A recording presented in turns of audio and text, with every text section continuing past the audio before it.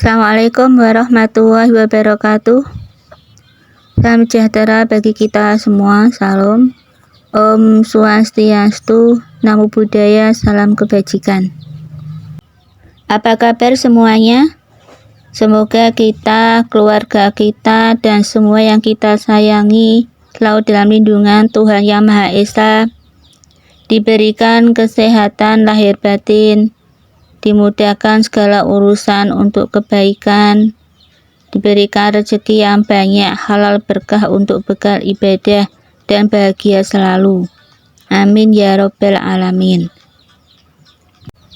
Kali ini saya share materi mata kuliah psikologi perkembangan.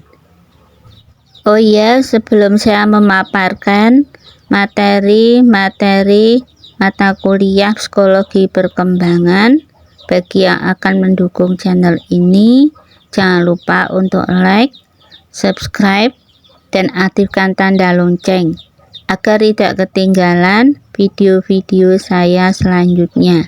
Terima kasih. Oke, kita masuk ke pembahasan.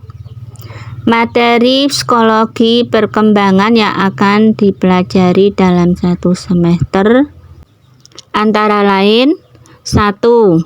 Sejarah dan pengertian psikologi perkembangan.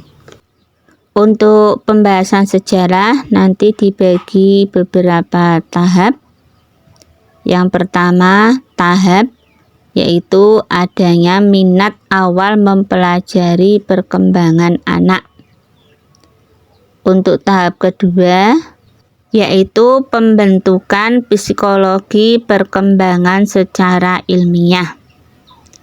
Untuk tahap ketiga, munculnya studi psikologi perkembangan modern.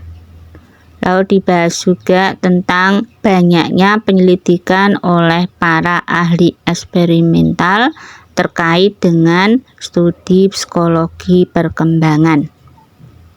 Selanjutnya untuk materi kedua, yaitu tentang ruang lingkup psikologi perkembangan, kemudian objek psikologi perkembangan, dan urgensi atau manfaat apa saja dengan mempelajari psikologi perkembangan.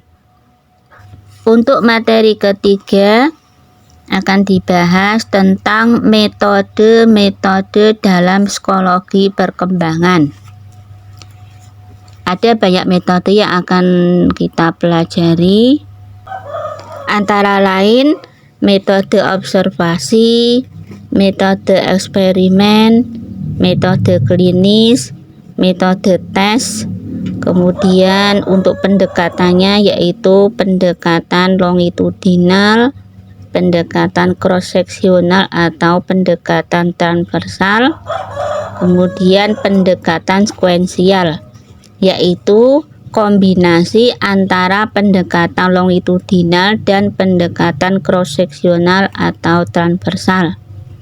Kemudian ada juga pendekatan lintas budaya atau cross-kultural, pendekatan timeline, dan lain sebagainya. Nanti ada juga metode-metode yang lain yang akan kita pelajari terkait dengan studi psikologi perkembangan.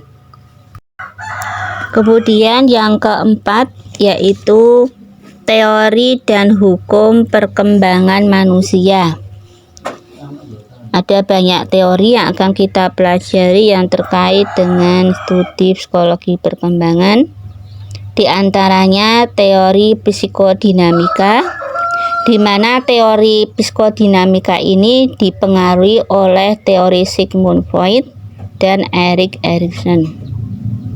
Kemudian ada juga teori psikoseksual Sigmund Freud, kemudian teori psikososial Erik Erikson, kemudian teori kognitif, yaitu yang terkenal tokohnya yaitu Piaget, di mana Piaget membahas tentang perkembangan kognitif dibagi menjadi 4 tahap, yaitu yang pertama tahap sensori motorik, tahap kedua yaitu praoperasional, Kemudian untuk tahap ketiga, konkret operasional atau operasional konkret. Lalu tahap yang keempat, formal operasional atau operasional formal. Akan kita pelajari juga teori etologis, teori ekologis. Lalu kita pelajari juga teori nativisme, teori empirisme, dan teori konvergensi. Untuk pembahasan hukum perkembangan manusia dalam studi psikologi perkembangan sudah pernah saya bahas, ada 4 video. Nanti kalian bisa cek di channel saya ini. Di antaranya hukum masa peka, hukum irama perkembangan, tempo perkembangan, hierarki perkembangan, rekapitulasi, dan lain-lain. Untuk materi berikutnya yaitu materi kelima, akan dibahas tentang periodisasi perkembangan manusia. Jadi ada 3 periodisasi. Yang pertama, periodisasi perkembangan manusia berdasarkan biologis. Yang kedua, periodisasi perkembangan manusia berdasarkan psikologis. Yang ketiga, periodisasi perkembangan manusia berdasarkan didaktis. Materi berikutnya yang keenam yaitu faktor-faktor yang mempengaruhi perkembangan manusia. Baik faktor internal yaitu faktor yang berasal dari diri individu tersebut, maupun faktor eksternal atau faktor yang berasal dari luar diri individu. Untuk materi ketujuh yaitu perkembangan masa prenatal dan neonatal. Masa prenatal itu perkembangan janin dalam kandungan ibu.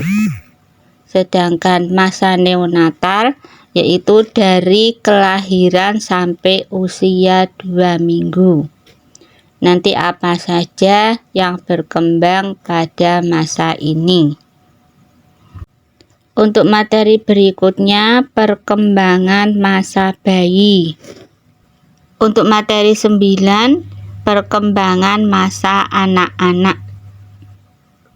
Materi yang ke-10, permainan edukatif bagi anak, yaitu permainan yang mendidik bagi anak. Pengertiannya apa? Kemudian manfaatnya itu apa? Kemudian jenis-jenis permainan edukatif atau contoh-contohnya itu seperti apa. Nanti dibahas juga tentang teori-teori permainan. Materi yang ke-11, perkembangan masa anak sekolah. Lalu materi yang ke-12, perkembangan masa remaja. Untuk materi 13, perkembangan masa dewasa. Selanjutnya materi ke-14, perkembangan masa tua atau lansia. Dan materi yang terakhir yaitu ke-15 akan dibahas jenis perkembangan yang terganggu dan menyimpang. Di antaranya yang terganggu itu autis, ADD atau ADHD.